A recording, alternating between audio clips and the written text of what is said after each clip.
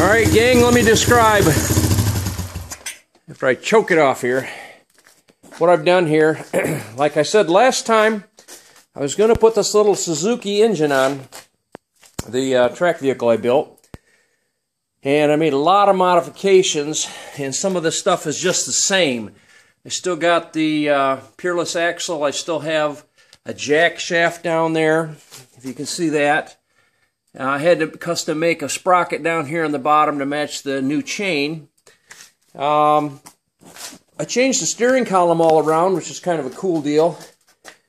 Instead of the bearings on the outside with a shaft running down it, I just made a little bearing carrier, took them out of the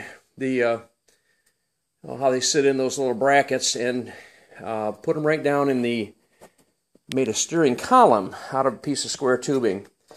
I've had a couple different test rides with it so far, and the first time I had it geared way too high. There's a little booger here that we have to deal with, this little sprocket on the jack shaft.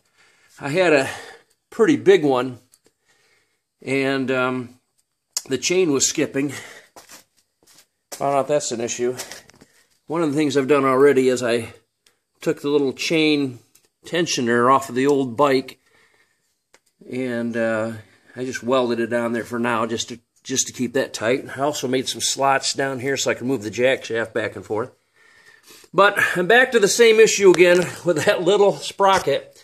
It's like the big sprocket was a lot of torque on the motor. Made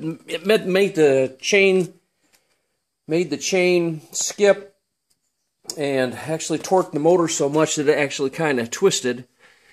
And so I took it back apart, put it back up on the operating table there, and put the little sprocket in there and shortened my chain. Now I have an issue, and that is that it goes too slow again.